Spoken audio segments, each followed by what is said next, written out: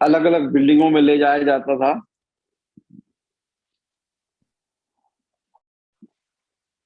कपड़े उतार दिए जाते थे, नंगा करके एक आदमी पैर पकड़ लेता था, एक आदमी हाथ पकड़ लेता था और मारते थे।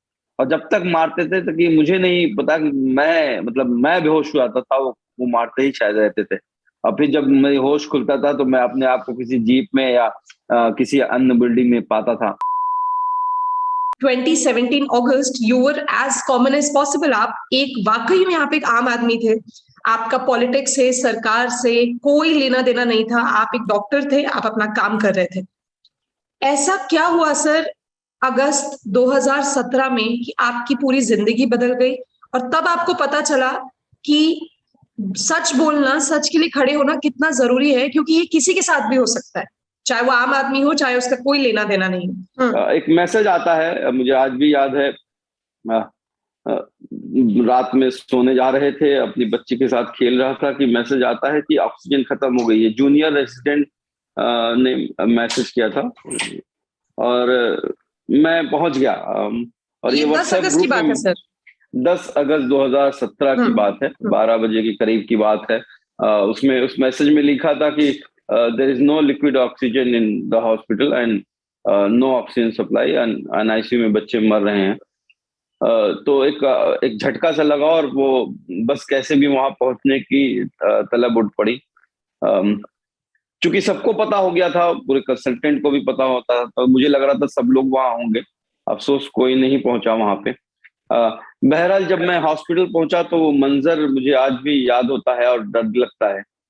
दूर से ही लोगों की रोने की, चिल्लाने की, और एक ऐसा मंजर था कि जब मैं गेट पे पहुंचा तो एक 8 साल की बच्ची को दो तीन औरतें जो हैं मेरा लाल कह के ले जा रही थी। अ, शायद वो मर चुकी थी। और जब मैं अंदर पहुंचा तो सारे जूनियर रेजिडेंट सब डरे हुए थे, सिस्टर्स डरी हुई थी। ऑक्सीजन पूरी तरह से नहीं थी। तो मैंने फौरन कोशिश पहले पहला काम किया कि वेंटिलेटर से जो बच्चे वेंटिलेटर पे थे उनको हटा के अम्बू बैग होता है, उससे अम्बू से हमने जो है मैनुअल ऑक्सीजन देने की कोशिश की। और जब वो पूरी नहीं हो पाए तो किसी तरह से हम लोगों ने सिलेंडर्स का इंतजाम किया। लिक्विड ऑक्सीजन सप्लाई 7:30 बजे रात को 10 अगस्त को खत्म हुई थी और 13 अगस्त 2017 को 2 बजे करीब स्टार्ट हुई थी। तो करीब करीब 54 घंटे। बीआरडी मेडिकल कॉलेज एक टर्शरी केयर है, 950 बेड का हॉस्पिटल है। करीब करीब half Purvanchal, half of the Bihar और हाफ ऑफ द नेपाल को देखता है। 400 बच्चे थे। 500 सिलेंडर लाने के बाद भी हम लोग उन 54 घंटों में 63 बच्चों को बचा नहीं पाए। और ये सिर्फ मेरी बात नहीं थी, मैंने ये कोशिश की है। ये चार्ट भी लगाने की, जो कि सरकारी चार्ट है, आपको दिखाई देगा। एक बड़ा सा टैंक है और ये पूरे हॉस्पिटल में ऑक्सीजन सप्लाई बंद हो गई थी। जो मीडिया ने रुख दिखाया कि सिर्फ बच्चों की मौत हुई है, ऐसी नहीं है। मैं प्रिंट के माध्यम से ये बताना चाहूंगा कि उस रात 18 एडल्ट भी लोग ने दम तोड़ दिया। एक डेलीगेशन आया 13 अगस्त को, सेंट्रल गवर्नमेंट से प्रधानमंत्री मोदी जी ने भेजा था और डॉक्टर की टीम के साथ सफदरजंग हॉस्पिटल दिल्ली की टीम आई थी।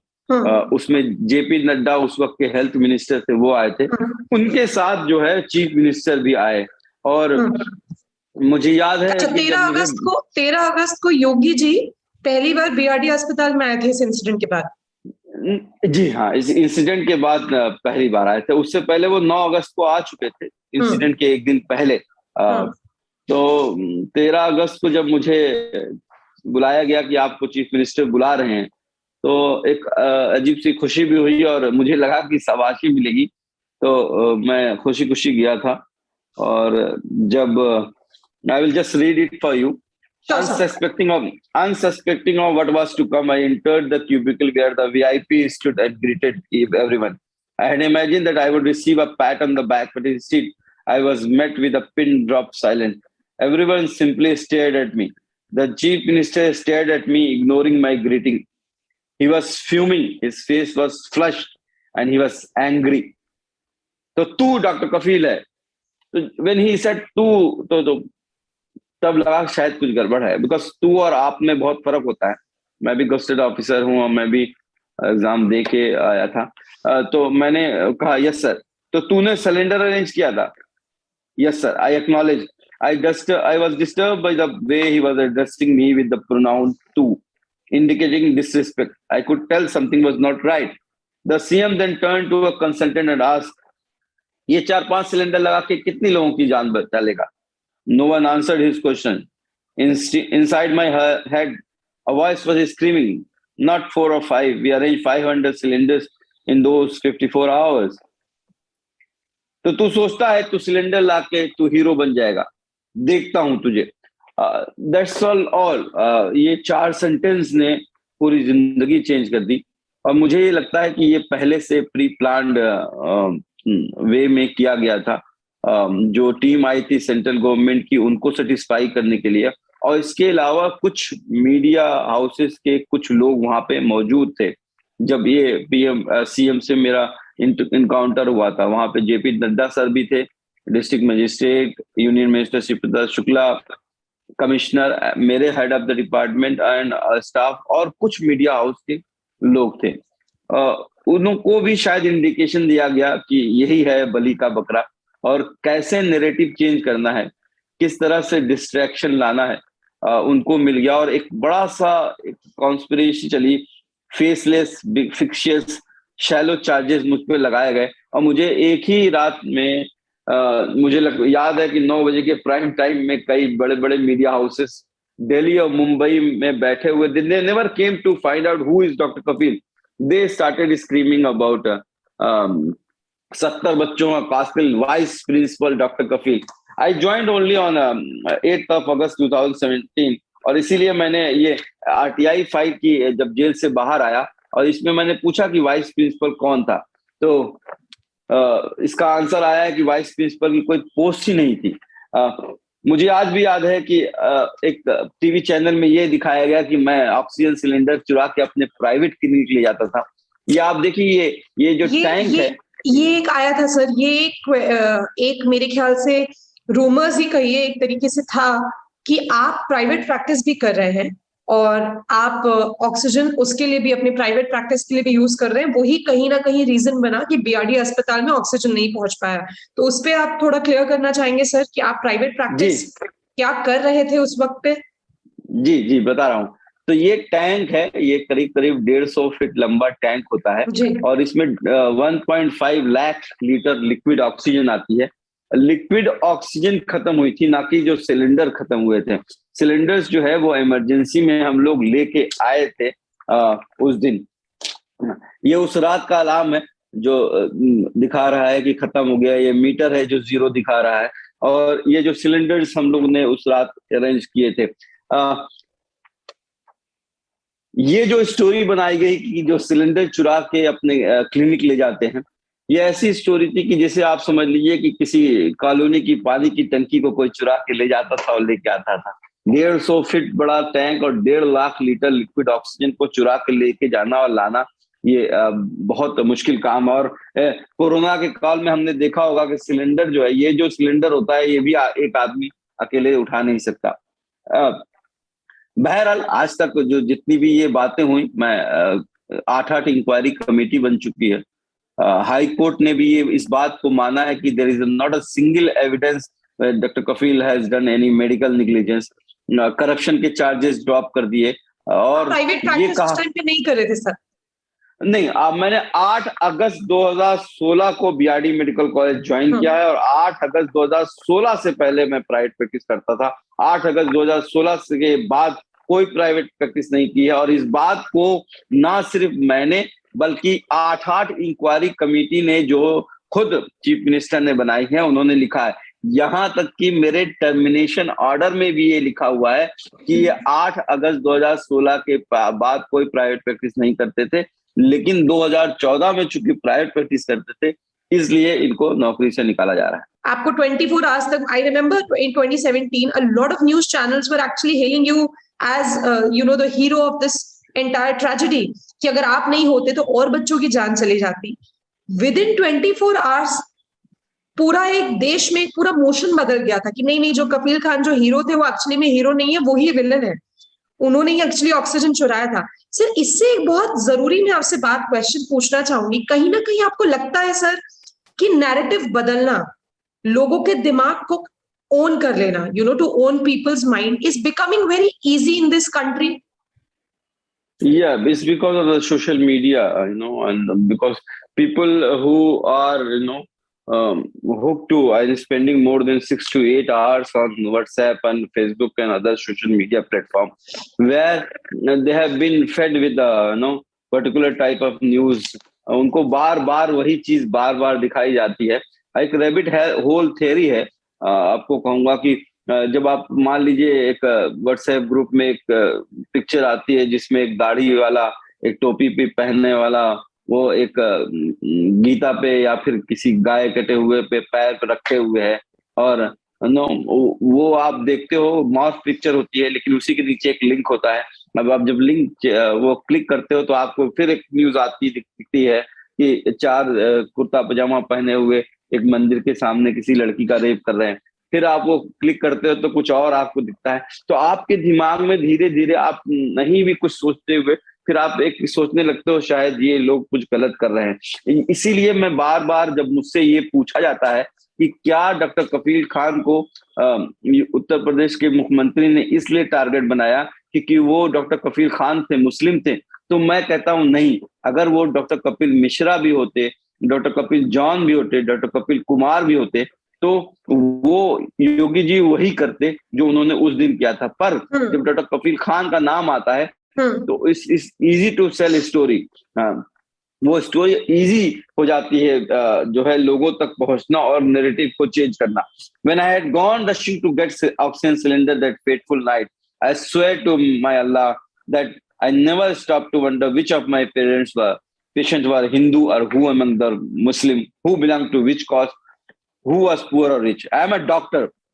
Such thoughts have never occurred to me in my entire professional career. एक पर्टिकुलर तरीके का मिस इन्फॉर्मेशन होता है सर, आप मुझे बताइए, करेक्ट कीजिए अगर मैं गलत बोल रही हूँ। कभी कभी वो एक पर्टिकुलर कम्युनिटी या एक पर्टिकुलर सेक्शन के लोगों के खिलाफ करा जाता है, फैलाया जाता है। वो जैसे कि कोविड के दौरान जब पहली वेव थी तो तबलीगी जमात में बहुत लोगों का एक कांग्रेगेशन हुआ था, वहां पे बहुत लोग इकट्ठा हुए थे और एक कुछ ही दिनों में पूरा एक नैरेटिव सेट कर दिया गया था कि मुझे याद है सर, इतने इंसिडेंट्स हो रहे थे कि अगर कोई सब्जी वाला मुस्लिम है या कोई फल वाला मुस्लिम है तो घर घर में ऐसा हो गया था कि नहीं इससे मत खरीदो, ये लोग खाने पे थूक देते हैं, अच्छा इससे मत खरीदो, ये लोग तो चाह रहे हैं कि कोविड भारत देश में फैले। इस तरीके का जो मिस इन्फॉर्मेशन है सर, एक पर्टिकुलर कम्युनिटी को टारगेट करते हुए, ये आपको किस तरीके से लग रहा है कि आया कैसे? पहली बात तो इसके पीछे क्या रीजन है कि ये कर रहे हैं कुछ लोग, और ये कैसे जाएगा सर? इसका क्या सोल्यूशन है? तनुश्री मैं बता दूं, मैं जब से जेल से निकला हूं पूरे इंडिया घूमता हूं और हर किसी से पूछता हूं कि आपको आपकी सरकार से क्या अपेक्षाएं हैं, क्या उम्मीद है। हर बंदा मतलब लगभग 70 से 80% लोग यही कहते हैं, 2 वक्त की रोटी मिल जाए, एक अपना घर हो, और जब बच्चा बीमार हो अच्छे से अच्छे हॉस्पिटल में इलाज हो जाए, जब वो पढ़ने जाए तो इंग्लिश मीडियम में पढ़े, वो भी एम्स में पढ़े, आईआईटी में पढ़े, जब पढ़ लिख ले तो नौकरी मिल जाए। यानी रोटी, कपड़ा, मकान, स्वास्थ्य, शिक्षा, रोजगार की यही डिमांड है। पर चूंकि पॉलिटिकल जो सिनेरियो पिछले सालों से, दसियों साल से बनता जा रहा है, उसमें जो है कास्ट और रिलीजन ने एक बड़ा रोल प्ले किया है और उसमें कुछ पॉलिटिकल पार्टीज को उसमें फायदा हुआ है। तो यही एक कारण है कि जो बात ना की जाए कि कोविड मिसमैनेजमेंट कैसे हुआ है, इन्फ्लेमेशन कैसे हुआ है, किस तरह से बेरोजगारी बढ़ गई है, किस तरह से महंगाई बढ़ गई है, इसकी बात कोई ना करे तो लोगों को उलझाने के लिए इस तरह का पॉलिटिकल पार्टीज नैरेटिव मीडिया के थ्रू सेट करती हैं, मुझे जहां तक लगता है। और पर्टिकुलर हर बात के लिए पर्टिकुलर कम्युनिटी को रिस्पॉन्सिबल बनाया जाता है ताकि इन बड़े बड़े मुद्दों से उनका ध्यान हटाया जाए। वरना आपको एक एग्जाम्पल दूं, 3 तलाक और हलाला को इतना बड़ा मुद्दा बनाया गया पूरे देश में, और आपको बता दूं मतलब लेस देन 0.1% भी मुस्लिम कम्युनिटी में जो है 4 शादियां होती होंगी या फिर तलाक होता होगा। मेरे पूरे खानदान में जान लीजिए तलाक कभी किसी का नहीं हुआ, तो ये ना ही किसी ने की 4 शादियां की। तो ये सब बातें जो है इस तरह से बताई जाती है कि एक पर्टिकुलर कम्युनिटी जो है उसकी एक जड़ है हर चीज की। आपको देखिए ये इतना गंदा होता जा रहा है कि ऐसा नहीं है कि एक कम्युनिटी कर रही है, दूसरी कम्युनिटी भी उसी तरह से, और खासकर जो यंगस्टर है 18-20 साल के जो लड़के हैं वो भी उसी तरह से बिहेव करने लगे हैं। आपको एक एग्जांपल दूंगा, अभी 4-5 दिन पहले वैष्णो देवी में एक स्टैम्पीड हुआ और 12 लोगों की मौतें हो गई। एक बहुत दुखद घटना थी। इसके लिए मैंने एक ट्वीट डाला था, एक संवेदना व्यक्त की थी। उसमें मुझे उस ट्वीट के नीचे मेरे ही कम्युनिटी के हजारों बच्चों ने, मतलब मैं उनको बच्चा ही कहूंगा क्योंकि उन्होंने मुझे गालियां बकनी स्टार्ट की कि क्या कर रहे हो आप, बहुत सेकुलर हो गए हो और ये है वो है। तो ये जहर जो है दोनों तरफ तरफ के, है। बल्कि हर तरफ के बच्चों के यंगस्टर के दिमाग में को बहुत गंदा कर रहा है। That scar will take decades to heal, I would say. ये जो योगी आदित्यनाथ का जो वो फंडा है कि कि मुझे तो लगता है कि एक तो ये जो मैं क्वेश्चन पूछता हूँ उसकी वजह से वो मुझे इस तरह से प्रताड़ित करते हैं, बार बार जेल में भेजते हैं और बेसलेस एलिगेशन लगाते हैं। और दूसरा मुझे लगता है कि वो ये भी बताने की कोशिश करते हैं कि मैं चूड़ी वाले को सिर्फ नहीं मारूंगा, मैं उनको भी दबा सकता हूँ जो टाई पहने इंग्लिश बोलने वाला डॉक्टर पढ़ा लिखा भी एक पर्टिकुलर कम्युनिटी का होगा। मैं वही आपको कह रहा था कि 2022 का इलेक्शन हो रहा है और कोई बात इस बात की नहीं हो रही कि क्या तरक्की होनी है। बात सिर्फ अली बजरंग बली, शमशान कब्रिस्तान, अब्बा जान और जिन्ना की हो रही है। तो that is very dangerous trend. और इवन पब्लिक के लिए भी मैं कहूंगा कि पब्लिक भी जब वोट करने जाती है तो उसे जो बेसिक चीजें हैं उस पर वोट नहीं करती है, फिर खुद अपने आप जाति और धर्म पे डिवाइड होकर वोट करती है। आपने बहुत क्रूशियल इयर्स अपनी लाइफ के जेल में बिताए हैं सर, थोड़ा उस बारे में बात करते हैं। जेल की दुनिया एक डिफरेंट दुनिया होती है, एक मोनोटोनी से होती है कि आप जब सुबह उठते हो तो आपको पता नहीं होता है करना क्या है। इनिशियल डेज तो स्ट्रगल के होते हैं, फिर जब आप जेल के उसमें रंग जाते हो, लोगों से बात करने लगते हो तो उतना टफ नहीं होता है, पर एक अजीब सा खालीपन सा रहता है। जैसे मेरे जिस बैरक में जितने जितने बड़े बैरक में मैं रहता था उतने ही बड़े बैरक में बगल में मंत्री जी एक रहते थे जिनको आजीवन कारावास हो गया था। तो वो अकेले रहते थे। टीवी था, कूलर था, बेड था, अच्छा। अकेला टाइल्स लगा हुआ टॉयलेट था, अकेले 4 लोग। अरे ये तो बड़ी अच्छी जिंदगी जी रहे मंत्री जी जेल के अंदर। उनके उनके उनके लिए घर से खाना आता था, 50 लोग उनसे मिलने आते थे, तो उनके लिए हर सुविधाएं थी। तो और जेल का भी मैंने आपको, शायद आपने पढ़ा होगा कि मैंने पूरा एक चार्ट दिया हुआ है जेल में, किस तरह से अगर आपके पास पैसा हो तो आप जेल काटना आपके लिए आसान हो जाता है। नहीं सर, तो पैसे ये मतलब आपको बाहर से पैसा आ सकता है जेल के अंदर? कायदे से तो नहीं आना चाहिए, क्योंकि जो एक रूल है प्रिजन रूल के हिसाब से 1600 रुपीज का टोकन मिलता है आपको। वो आपके अकाउंट में, जेल के अकाउंट में डालना होता है, उसके बदले आपको 1600 रुपये का टोकन मिलता है, उसको आप खर्च कर सकते हैं। लेकिन रियल में ऐसा नहीं होता है। हर चीज का पैसा है, मतलब एक अमाउंट सेट है। हाँ, यहाँ तक कि मैंने आपको उसमें देखिए लिखा हुआ है कि मैंने यहाँ तक कि किस तरह से जो है जो ड्रग्स हैं, जो चरस है, गांजा है, वो इजिली अवेलेबल होती हैं और खुलेआम जेल में। अच्छा, मतलब सर बाहर तो लोग अरेस्ट हो जा रहे हैं, गांजा मिले उनके पास कि गांजा ना मिले अरेस्ट हो जा रहे हैं, और आप बोल रहे जेल के अंदर एकदम खुले में गांजा चल रहा है जेल के अंदर। खुले में आईवी ड्रग तक लेते थे। It is very common. So और कौन लाता था जेल में चरस गांजा? कौन लाएगा? तो बाहर से तो आता था, इसका मतलब है बाहर से ही लाया जाता था। तो मैंने ये बात यहाँ पे लिखी हुई है कि इट डज नॉट मैटर कि which who is your chief minister. Jail का अपना सिस्टम होता है और वो सालों से चला आ रहा है, मुझे लगता है। और एक प्रिजन के सिपाही से लेके और सबका कट बंधा हुआ है जेल मिनिस्टर तक, और मुझे लगता है कि चीफ मिनिस्टर तक भी जाता होगा। वो पैसे बंधे हुए हैं और वो उसी सिस्टम में काम करते हैं। सर, एक बहुत इंटरेस्टिंग चीज आपने बुक में लिखी है कि जो मंत्री जी है उन्होंने आपको बताया कि अरे कफिल, जिस बैरक में तुम अभी यहाँ रह रहे हो, मुख्यमंत्री भी योगी एक जी टाइम जी पे इस बैरक में रहे हुए हैं। जी जी तो सेम बैरक ये में। सेम बैरक में। हाँ सेम सेम बैरक में मैं था। अब अभी मुलायजा अभी अभी अभी के chief minister Yogi Adityanath yes जी। जी जी जी जी जी मिलीनियम सर, बैरक। ये मुझे भी नहीं पता था, तो ये आपको सुन के इस वक्त पे कैसा लगा? मतलब क्या थॉट्स था जो आपके दिमाग में आया? आपको पता थी ये बात पहले? नहीं नहीं पता थी, नहीं पता थी। हम्म। और जब मंत्री जी ने कहा तब भी मुझे यकीन नहीं हुआ। बाद में जो प्रिजनर जो वहां पे उस वक्त भी थे और अब भी हैं, उनको जिनको जिंदगी भर आजीवन कारावास वगैरह किसी वजह से हुआ है, उन लोगों ने जब रेक्टिफाई किया कि हाँ ऐसा होता था, योगी जी रोज रोते थे जब भी उनसे मिलने आता थे, उनसे कहते थे कि जाओ कुछ करो, कैसे भी मुझे यहाँ से छुड़ाओ। एक बार छापा भी पड़ा था और उनके पास से जो है कहते हैं कि कई मोबाइल फोन पकड़ाए थे और मंत्री जी ने ही बचाया था। हालांकि वो सब जो है पब्लिशर ने जो है चूंकि कहा कि जो है कुछ मंत्री जी कह रहे हैं आप नहीं लिख सकते, डिफेमेशन सूट वगैरह हो सकता है।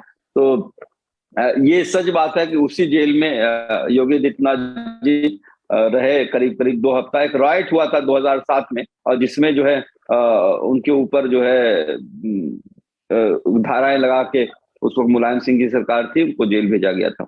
समय की बात है। मुझे लगता है कि जो हम्म। है अब आप भी देख लीजिए कि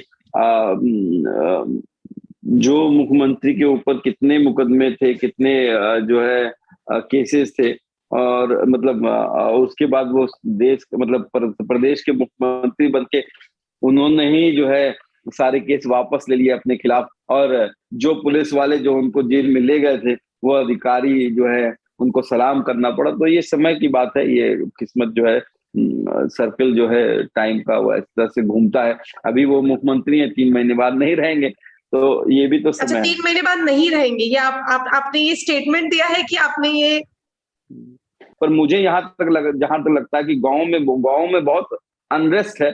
जो कुछ भी महंगाई हुई, जो कुछ भी कोरोना काल में हुआ है, और बहुत से जो मजदूर और जो काम करने वाले बैंगलोर और मुंबई से काम छोड़ के आज भी 2 साल बाद लॉकडाउन के वक्त आए थे, वो बेचारे परेशान है। तो एक बड़ा अनरेस्ट है। और मुझे उम्मीद है, मुझे लगता है कि जो 5 साल पहले जो वो काम करते थे बाबा जी, वो मुख्यमंत्री अप्रैल के बाद वही काम करने लगेंगे। अच्छा सर, एक बात बताइए, आपका several time you have been arrested sir, and आपने मुझे बताया कि जो गोरखपुर जेल था उसमें आपके साथ कोई मैन हैंडलिंग नहीं हुआ, किसी तरीके का आपको कोई टॉर्चर नहीं किया गया। आप एक दूसरी बार भी अरेस्ट हुए थे एंटी सीए के, जब आप कुछ स्पीचेस दिए थे, तब आपको यूपी एसटीएफ ने, यूपी स्पेशल टास्क फोर्स ने तब आपको अरेस्ट किया था। उस वक्त पे सर कुछ आपके साथ टॉर्चर हुआ हो, कुछ मारपीट हुआ हो आपके साथ, अगर आप बताना चाहें तो? अलग अलग बिल्डिंगों में ले जाया जाता था,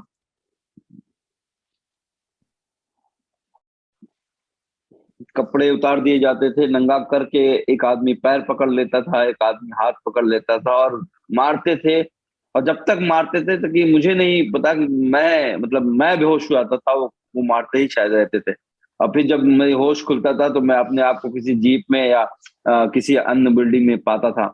इतना मारा था कि मुझे याद है कि पीठ और सब बटक पैर की चमड़ी उथल गई थी और मुझे कई दिन तक जो है पेट के बल सोना पड़ा था। कहते हैं ना कि कई दिन बैठ भी नहीं पाया था। और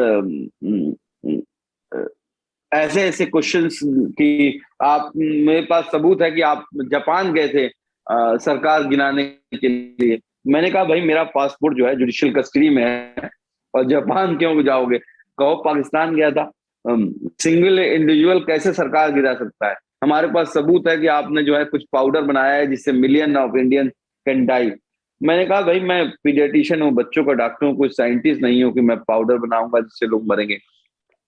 बहरहाल उन लोग, मुझे लगता है वो सादी वर्दी में थे और वो मुझे ऑफिसर लगते ही नहीं थे, क्योंकि उनकी लैंग्वेज कि तुम्हारे साले खून में है, तुम लोग साले, तुम डॉक्टर होके क्यों सीए एनआरसी के खिलाफ बोल रहे हो? तुम लोग साले जो है तुम पाकिस्तान चले जाओ, तुम लोग के ब्लड में ये है। तो इस तरह की लैंग्वेज वो यूज करते थे। उनकी आंखों में नफरत थी। Half the time they were drunk I think. और These कहते were हैं ना कि UP-STF आप, officers? Yes, I don't know whether they're UPSF officer और उनके जो लेटरल जो विंग्स हैं उनके लोग होते थे। बहरहाल मुझे यूपीएससीएफ ने गिरफ्तार किया था, मैं उनकी कस्टडी में था और उनको मैं जिम्मेदार मानता हूँ इस बात का। जो भूख है वो आपको तोड़ देती है।